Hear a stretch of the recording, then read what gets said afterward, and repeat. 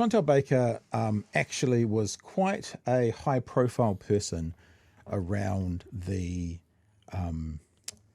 Wellington Freedom camp. The Wellington Freedom Camp. Yeah, there you go, perfect. And at one stage, more people were watching Chantelle Baker's live streams than were watching the mainstream media or listening to radio stations about what's going on. I believe on the day that they got cleared out, am I right in saying she might have had 100,000 people watching her live stream? I think it was something ridiculous like that. And since then has become largely irrelevant. She burned bright, whānau, and then she faded away. She's tried to do a whole bunch of things to kind of leapfrog off the back of that. None of them have really worked. Apparently she's living in Australia now, married with a child. And I'm asking this question, I don't know, but I wonder if, there's just a bit of, trad wife going on. It would fit the brand, certainly, if that was the career right now. Don't know that. She's into defamation, so let's just say don't know that. I'm just wondering out loud to myself. And so I interviewed her for 2 hours, and that's going to be available for you to see in, I don't want you to go anywhere yet, bookmark it, but in 2 minutes that becomes live on the DOC YouTube channel. And Chewie, we should tell the story about what we did. It was 2022, so we were still kind of fairly new at doing this and feeling our way and finding our way. And I ended up speaking with Chantelle Baker, and me and Chewie were like, oh, what do you think of this? This is a person that are we going to platform? That whole thing about should we platform this person? We've changed very much since there, but this was kind of a catalyst for us to learn who we are and how we broadcast, which would be fair to say. And what actually happened was there was a bunch, and you can go back and find this, all these clips are still in the YouTube channel. There was a bunch of people who sit on the left who basically said, fuck you and Chewie, you're dead to us because you even spoke to her. And so we were a bit like, well, we should really reassess how we're going to do this. And so we put that up on Patreon, and we pulled out some clips and we edited and highlighted some clips, but you didn't get the whole thing. To be fair, I would, as we sit here right now, just play the whole thing. Like if that happened today, I'd play the whole thing. And I think, Chewie, you can speak to the fact that we were still building a relationship between you and me then. You didn't really know. I mean, it's fair to say this, whether you could trust me with speaking to these people who may offer contrary opinions. But I think you learned something about me in that experience as well. Maybe you can share that. Yeah, absolutely. I think you'll see a lot of people talk about whether it's worth platforming someone. Yeah. And I am someone that believes that is a valid criticism, but it can be mitigated. When I think of platforming, say somebody say that you're discussing a topic and here we have two people giving them equal weight, opinion A and counter opinion. Like climate change, making climate change look like it's a 50-50 debate. Yep. Yeah, absolutely. Or a classic example at the moment, say you're like, wow, we really need, say, a Jewish voice to comment on what's going on in Gaza. And we have fallen into this trap as well. Let's get someone from the Jewish Council who seems to be really available. And we won't do any digging past that. That's who they are. And you put someone on here that has a bias or has an axe to grind, or you are giving more weight to that person's opinion that is borne out by facts and evidence. Now, there are two interviews that BHN has done, and they've been led by Pat, that really convinced me.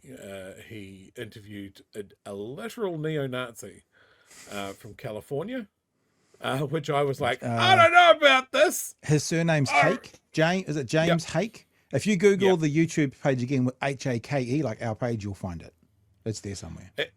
And that was me and Pat having a very robust discussion of whether we should do this or not, and it's really good.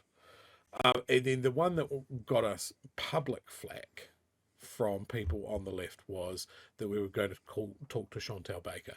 Now, Chantelle is a centerpiece of contrarian influencer behavior. I thought you were going to say as dumb as a bag of rocks, but no, you weren't. Okay. Oh, I was going to use bigger words than that.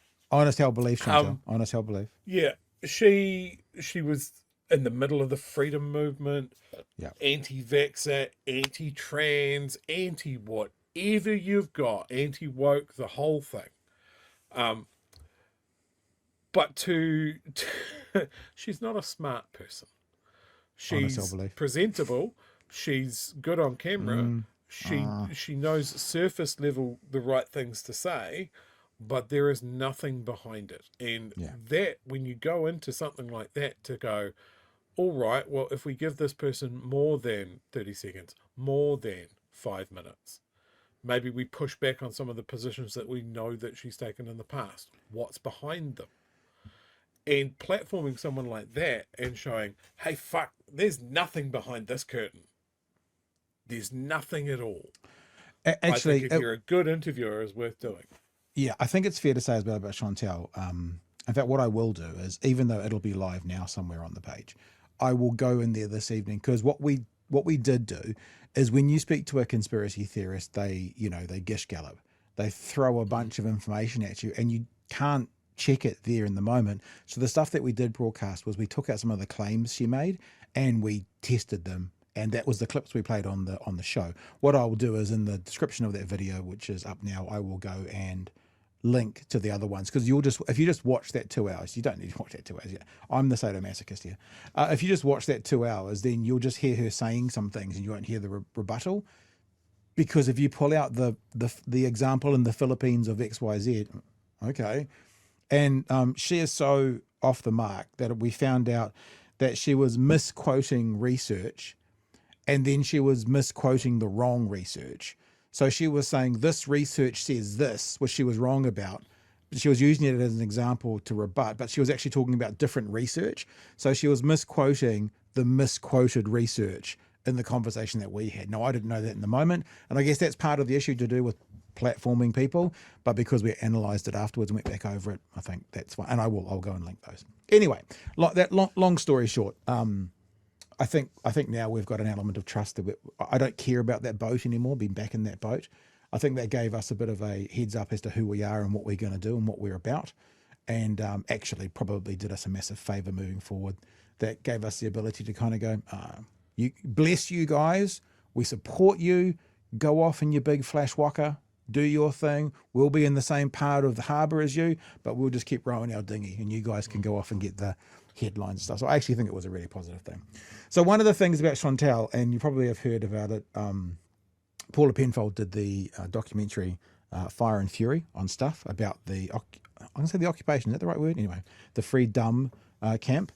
And just came out today that Chantelle Baker has been ordered to pay $100,000 bond ahead of the defamation case against Stuff. Now, I'm going to do a bit of reading here, then I'll play you a little clip, and then we'll move on. So that's Chantelle Baker. A High Court judge has ordered right-wing activist Chantelle Baker to pay a $100,000 bond ahead of a defamation case against Stuff for its disinformation documentary Fire and Fury. Baker claims she was defamed in statements made in the documentary by Stuff and Kate Hanna, the founder and former director of the Disinformation Project, who was interviewed in the documentary. Last year, Stuff filed an application for security and costs. So basically Stuff saying, if you're going to do this, we need to know you've got the money to do this, because this is going to cost us a lot and it's going to cost you a lot. And we don't want to get to the end of, I'm now paraphrasing, we don't want to get to the end of this and get awarded costs and not be able to get them out of you. So that's what they've done. They filed an application for security of costs. It's basically like a bond in a flat. You want to have a bond. So she's been told to pay $100,000 bond. After alternative news website Centrist announced it was backing Baker in her legal proceedings. Now, you'll know that Centrist is the guy who's just taken a controlling share in NZME, right? Is it Groinen? Canadian billionaire. Yeah. Oil Security for costs is a payment of money made to the court by a plaintiff to ensure they will be able to pay costs to the defendants if they are unsuccessful, which is kind of what I just said. In a recent release judgment, Associate Judge Peter Skelton ordered Baker to pay $20,000 within 20 working days of the judgment to the High Court of Wellington. 2 instalments of $40,000 would then be payable following Baker's filing of evidence, and then 2 months before the trial, the judgment said. Overall, while acknowledging the case is at an early stage, my assessment is that Ms. Baker will face difficulties establishing her claims against the defendants, Judge Skelton said. So he's basically saying, yeah, I'm just giving you a heads up, team. This does not already look good for you. Judge Skelton said, and he probably has to say that, I guess, because when they asked for $100,000 up front, he's probably saying, "No, are you sure? I'm not making a ruling. I'm not saying it's definitely going this way, but just so you know, you may face difficulties establishing your claims against the defendants. Are you sure you want to put this $100,000 up?" Judge Skelton said while he couldn't say Baker's claim was entirely without merit, there was a reasonable likelihood that costs may ultimately be ordered against her. So she's getting fair warning, basically, right? This is more about the case. Stuff admits the documentary and article include the relevant statements, but deny any statements bear the meanings alleged by Ms. Baker, that they were in any way defamatory of Ms. Baker. Hannah also admitted making the relevant statement in the documentary, but denied it was defamatory, the judgment said. Both defendants plead affirmative defenses, including, for example, truth, honest opinion, and responsible communication of matters in the public interest, which is why I often say this is my honest held belief, honest opinion, right? I truly believe that she's not very smart. I genuinely believe that. It's not defamatory. I actually genuinely believe that. I remember this is the woman that complained about Maori wards, thinking that they were places in hospitals that only Maori could go to. So there's evidence. Oh. There's evidence to that. That's the true story. That's a true story.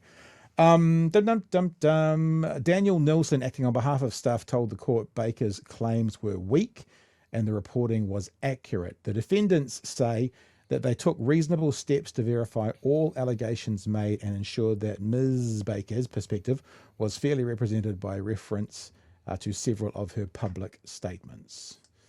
Stuff accepts that Ms. Baker was not approached for comment, but says it relied on expert views on appropriate reporting on disseminators of mis and disinformation. Stuff says that it explained its editorial choices in the article to ensure that viewers had all information needed to form their own views on the reporting. Baker's position was that there was a clear case for Stuff and Hannah to answer and that there was public interest in the proceedings, given she claimed to have been defamed by a professional researcher and mainstream media entity, the judgment said. Final bit. And this is from an interview with Sean Plunkett, because this is in relation to Chantelle Baker's defamation. Stuff told the court after the proceedings were filed that Baker had made a number of statements on her social media channels and in interviews suggesting she was reliant on non-party funding. She said centrists are really helpful with funding lawsuits for a number of different people, and so they are helping to bring. That was an interesting stop, isn't it? So they are bringing. They are helping to bring this lawsuit through because they believe that what Stuff did was incredibly wrong. But in an affidavit to the court, Baker denied Stuff's assessment of her ability to pay costs. She went on to say no arrangement with her supporters that allows them to control her claim, and she would continue with legal proceedings even if they decided to stop supporting her. I think that's about it. We kind of got to the end of it. Now, this is the 2-hour conversation on a different channel. You can probably go right now to our channel, and it will be there. It will be there. I've got the volume down. I have got the volume down. So if I go like that, and if I go into the page, and there it is. Right there. So it is now loaded and it has 8 views. Look at that. I have been contacted by numerous people to get access to this.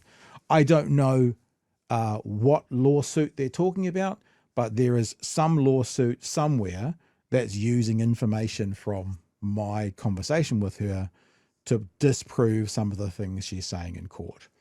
Like I said, I don't know whether that's the Stuff documentary, nothing like that, but lawyers have gone over this interview to find information that Chantelle said to disprove stuff she's saying in court. That's as I understand it.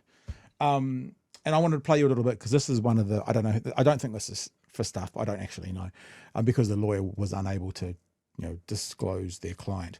But something about, are you a journalist? And I think one of the claims somewhere is she's claiming to be a journalist, and that kind of goes counter to a conversation she had with me. Do you, and this is not a loaded question because I don't consider myself one. Do you consider yourself a journalist? No, Now, I do you don't. call I yourself a think journalist? people call me that. I don't think I've ever called myself that. I'd say that I do more reporting work. I mean, people have called me like a citizen journalist, and I guess you could probably say that when I do specific work.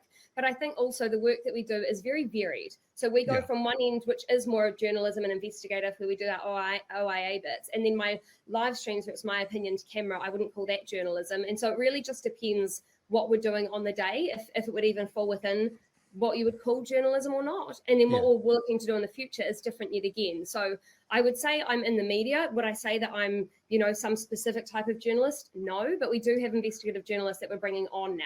Yeah. So I like I said, I'm actually ignorant to what that's going to be used for, but apparently there's some case out there somewhere where she's claiming to be a journalist and they wanted that footage to have her say, no, she's not a journalist. And news articles have been written using this. I've had people from the Herald wanting to watch it so they could use it. And I thought, the only reason we didn't play it back then was probably we were still learning our way. But I think we know our place now. It's 2 years old. It might mean nothing to anybody, or it might just be an interesting look into a conversation between a dumb Irishman and a conspiracy theorist, which are my favorite kind of conversations, Chewie. So that's a lot from me, Chewie, about this. Do you have anything you want to pick up on or share or talk about to do with that? I giggled like a madman when I saw this story on the news this morning. It's like just a collision of amazing things. Chantelle is a chaos machine, and she's on her way to an absolute hiding.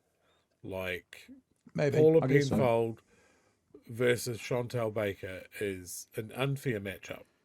And to think that stuff would go, oh yeah, we'll go into a defamation court case that we might lose. No, it's not going to happen. The fact that she's having to be bankrolled by an overseas millionaire who apparently billionaire, who has his designs on the New Zealand media market. He's behind the centrist website, which is the most egregious thing ever, to call your website the centrist when it is hard right. Yeah. Freedom of speech, freedom for our speech, not for your speech. And that's who she's hitched her wagon to. It's so predictable. I was going to say as well, people like Chantelle, and we do sometimes as well, rag on the mainstream media, right? Because they do things, we don't like necessarily some of the things they're doing. However, the thing about the mainstream media having money is what they would have done with that documentary is run it through all their lawyers first. So that documentary would have been run through their lawyers, would have been picked over. I'm not saying I know what the result's going to be, but yeah. And this is who Chantelle still is, right? And I'll play you just the first 10 seconds. This is a clip from her Twitter feed in the last couple of days. Jacinda Ardern blatantly lied to Oprah this week, and I've got the proof. Have a look. Yeah, and then goes and talks about the proof. And she writes things like, Jacinda Ardern led the most fear-fueled campaign across the Western Hemisphere. So I was thinking she's never heard of this dude called Hitler. This is what these people do. This person who saved 20,000 New Zealand lives, countless numbers of businesses, and kept us safer than most places in the world. They're the worst person in the history of the world. It's like, I get it that some people are misinformed and have been led down a rabbit hole and it's hard to get them out. But she had influence over a group of people when those things were happening in our country. Those things aren't happening in our country anymore. It's like when you listen to, and I haven't done it for months, but I used to occasionally tune into reality check radio, and everything was still vaccines, mandates, it was still all of that stuff. It hadn't gone anywhere. And it's and I'm not suggesting that if something's wrong, you just give up when it's in the rear vision mirror. But it's when you think something's wrong that's not, and you're still beating that horse 3 to 4 years later, and you're wrong, so it's never going to go anywhere. So yeah, that's who she is, and that's what she and her followers are about. That's key throughout that movement as well, and it was mentioned and it was studied that the COVID thing, the anti-vaccine thing, the lockdown thing, coalesced so many disparate groups, Mm.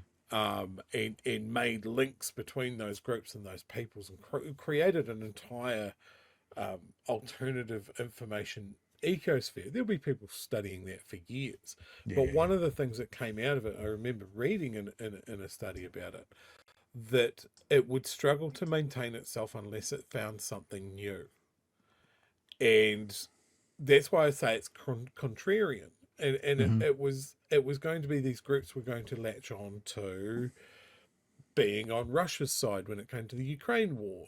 Yeah. Chantelle went to Ukraine and almost got, I think she did get booted out of the country by the security services over there because she was running No around like a idea. mad woman in Odessa. Um, or it was going to be the trans movement, or some sort of pedophile thing. You can see all of those things, and they just haven't fired as much as COVID did, for obvious reasons. It's not global. It's what's happening in Ukraine or what's happening in Gaza is not really affecting us here. So it doesn't have the same punch for them. It doesn't give these people, these grifters, the people that have been scamming people out of donations, it hasn't got the same gas, and so they're always struggling to find the next thing. And this is why we haven't heard from Chantelle for a while. Yeah, I just looked up about Maori wards. She totally said that. Yeah. Also, somewhat infamous was Baker's video monologue claiming the government allowed special rules for Maori and had created the Maori wards. So now people who are going to be treated differently based on the colour of their skin when they go to the hospital. Later on Twitter, Baker said she had misspoken. Yeah, right. You were just wrong. It's not a misspeak. And had meant to refer to the Maori Health Authority rather than physical hospital wards. No, it's not a bad spin, but I mean it's bullshit. It's not a bad little spin though. There you go. Oh, Yeah. the other, actually, I just see it click through in the chat there as well. Remember when she was trying to deliver water Mm. to the East Coast during the big storm and that sort of thing? Was scamming for donations to do that, and to take a couple of trays of bottled water in a private helicopter for just essentially a photo op, because she was amplifying chat that thousands of people had died in that storm, and that there were bodies lying out in the open, and there were armed gangs of looters just murdering people in their farmhouses. Of course, none of it true. Yeah. So yeah, got a lot of time for Chantelle. She's a real diamond. I look. I've always said of people who have been pulled into that, down that rabbit hole, to use a phrase, I have nothing but empathy for the people. I have nothing but disdain for the people at the top. I think they were described as the disinformation dozen in New Zealand, 12 people who were responsible for something like 90% of the disinformation that was going around about things. And she was one of them. So what she said was dangerous. I mean, like, I again, maybe because she's litigious, but I guess I could say this. I feel confident saying this, actually. Probably what she said led to some people dying, probably. Because if she was convincing people of the dangers of vaccines, and then someone died from COVID who may not have, because of without the vaccine, there's at least a tangible connected possibility. Let me put it that way, to take a half step back. And it's like, there's those stories were around all the time. And look, to be fair, this is what it feels like, Chewie. Like in America at the moment, they're going, the right wing is still going off on the issue around trans people. Especially trans women, right? And what they've done, and probably quite successfully, meaning it's working, not it's good, is they've managed to label the left as the people who are, over the top with their trans ideologies. I don't know the last time we've done a story on a quote unquote trans issue. We don't really talk about it. It's just life. But the right are the ones who constantly talk about it. Kamala Harris didn't talk about it once. Donald Trump, all he did was talk about how Kamala Harris is for they, them, and I'm for you. And the right's quite good at painting the left with this brush and convincing their voters this is what they're about. She's quite good, Chantelle, the connection would be, she would have been quite good at talking about, this is what these guys think and feel. And it's like, well, I don't know anyone who thinks and feels that way, but they convince their audience. I mean, I don't know if Chantel's on that, but in general, they convince their audience of what the other side says, does, or feel. And it's dangerous when the other side may not think that. It's the right who are the ones who are constantly talking about trans people, like constantly. But the way they're talking about it is the left will never let this go. And it's like, what are you talking about? Yeah, and this is something that, like, we've spoken about trans issues a fair bit, but nowhere near to the degree that these right-wingers do. No. And it's nowhere near targeted at individuals and people trying to live their life. So whenever someone, like people like us, get involved, it's because something has prodded through more mainstream. Like, I've got mutuals on Blue Sky that are trans, and they mention the fixation that these people have on their existence down to the individual. Yeah, the fixation. It is a fixation. Like, and it comes through with all of these things. Like why are you still talking about Jacinda? Like, the fixation on Jacinda. She's got you won that. You drove her away to another country because of how off the chain you are, and you're still hammering it. Yeah. And it's you can't find it. Everybody else has moved on. Like, the vast majority of people, even if, like, I was talking to someone the other day, being in the South Island, my lockdown experience was fine. Contrasting that with someone that had the Auckland lockdown experience is very, very different. But someone could go, I hated that second lockdown. I think it went on too long, versus someone going, I hated the lockdown. Jacinda Ardern is a traitor and deserves to be hung. Nuremberg 2.0. You're not making the same argument. But yeah, here these people are banging that same drum, that very same drum, years later.